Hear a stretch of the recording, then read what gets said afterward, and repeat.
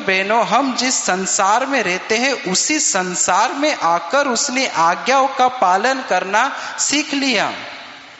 वह स्वर्ग से ही सब कुछ सीख कर आया था ऐसा वचन में बताया नहीं है, बल्कि संसार में आने के बाद उसने दुख और वेदनाएं उठा उठाकर आज्ञाओं को मानना सीख लिया। वैसे ही और एक वचन में यानी इब्रानियों के नाम पत्री अध्याय 4 वचन 15 में यीशु के बारे में बताया हुआ है कि वह तो सब बातों में हमारे समान परखा गया तो भी वह निष्पाप निकला। यीशु के बारे में बताया हुआ है कि वह तो सब बातों में हमारे समान परखा गया लेकिन फिर भी निष्पाप निकला। मतलब हर दिन जीवन बिताते समय जो लोभ हमारे सामने आते हैं, जो प्रलोभन हमारे सामने आते हैं, जो परीक्षाएं हमारे सामने आती हैं, वह लोभ, वह प्रलोभन, वह परीक्षाएं उसके सामने भी आती थी, लेकिन फिर भी उसने उसमें आज्ञा पालन किया।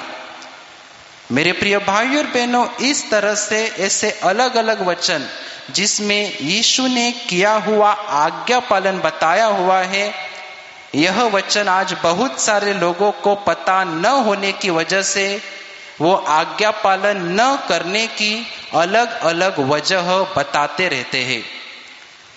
यीशु मसीह ने खुद इस संसार में आकर आज्ञा पालन किया। उसके सामने भी लोभ आते थे, परीक्षाएं आती थी, लेकिन वो उसमें फंसता नहीं था। उसने हर परिस्थिति में आज्ञाओं का पालन किया। लेकिन मेरे प्रिय भाइयों और बहनों, यह वचन आज बहुत सारे लोगों को पता नहीं है और इसलिए वह आज्ञा पालन न करने की अलग अलग वजह बताते रहते हैं। मेरे प्रिय भाइयों और बहनों, आज हम क्या निर्णय लेने वाले हैं? आज हम क्या चुनाव करने वाले हैं? माझ्या प्रिय भाऊ बहिणींनो, जेव्हा येशूने पेत्राला आणि त्याच्या साथीदारांना जे करण्यास सांगितलं त्यांनी ते केलं. त्यांनी कोणत्याही प्रकारची कारणं सांगितली नाहीत. अगदी त्याच प्रकारे माझ्या प्रिय भाऊ बहिणींनो, आपण देखील हे समजून घ्यायचं आहे. कारणं सांगण्यासाठी भरपूर कारणं त्यांच्याकडे होती, परंतु त्यांनी कारणं सांगितली नाही, तर त्यांनी आज्ञापालन केलं. परंतु आज आपण बघतो की कितीतरी माणसं आज्ञापालन न करण्याची वेगवेगळी कारणं देत असतात.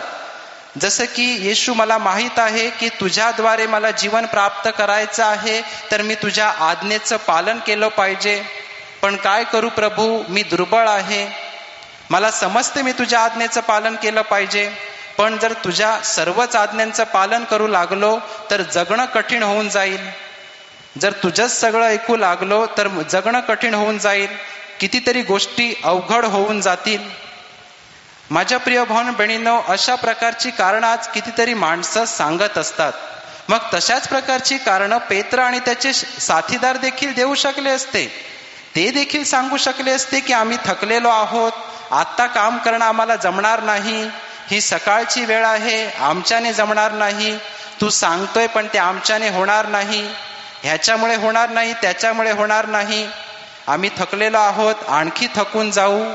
माझ्या प्रिय भाऊ बहिणींनो, अशा प्रकारची कारणं त्यांनी सांगितली नाही, तर येशूने जे सांगितलं त्याच्यानुसार करण्याचा त्यांनी निर्णय घेतला. Hallelujah, hallelujah.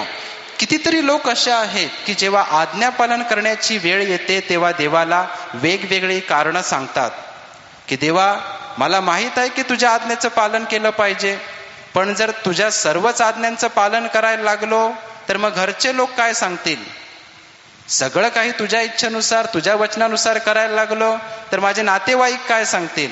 माझे शेजारी काय सांगतील? ते माझी निंदा करतील, ते माझ्यावर हसतील, माझ्याने जमणार नाही, मी हे करणार नाही. तुझ्या सर्वच आज्ञांचं पालन करणं मला जमणार नाही, मी हे करणार नाही. लोक माझ्यावर हसतील, ते माझी निंदा करतील. माझ्या प्रिय भाऊ बहिणींनो, अशा प्रकारे कारणं आज कितीतरी लोक देतात.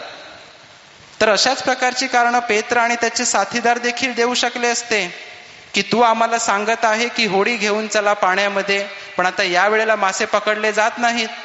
जर आम्ही या वेळेला मासे पकडायला आलो तुझ्यासोबत तर जे आजूबाजूची लोक आहेत ती हसतील, ते आमच्यावर हसतील, ते आमची निंदा करतील, आमच्याने जमणार नाही, आम्ही येणार नाही.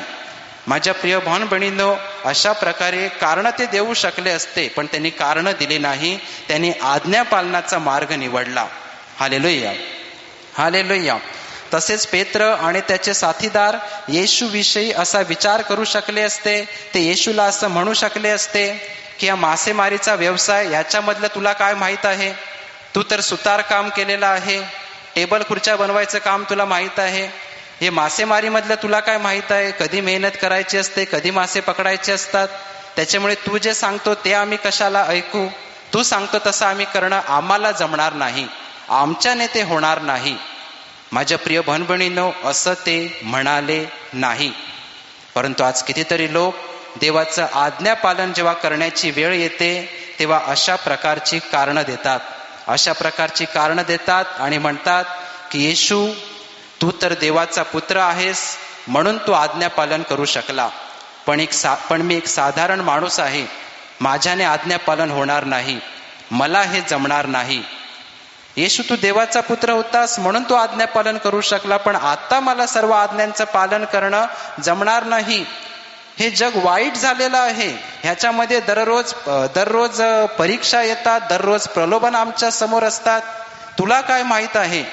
तू जेव्हा या जगामध्ये होता तेव्हा हे जग इतकं वाईट नव्हतं म्हणून तू आज्ञापालन करू शकला, पण आता हे जग वाईट झालेलं आहे. तुला काय ठाऊक आहे की दररोज आमच्या जीवनामध्ये किती परीक्षा येतात, किती प्रसंग येतात. आमच्याने आज्ञापालन करणं होणार नाही, हे आज्ञापालन करणं मला जमणार नाही.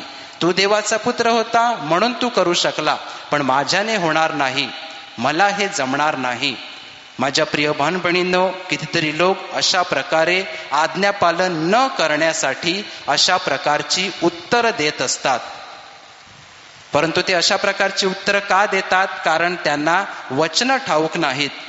ज्या वचनात येशूने केलेल्या आज्ञापालनाविषयी सांगितलेलं आहे. इब्री लोकास पत्र अध्याय 5 वचन 8 मध्ये सांगितलेलं आहे की देवाचा पुत्र असून सुद्धा त्याने दुःख आणि वेदना सोसत आज्ञाधारकपणा शिकला.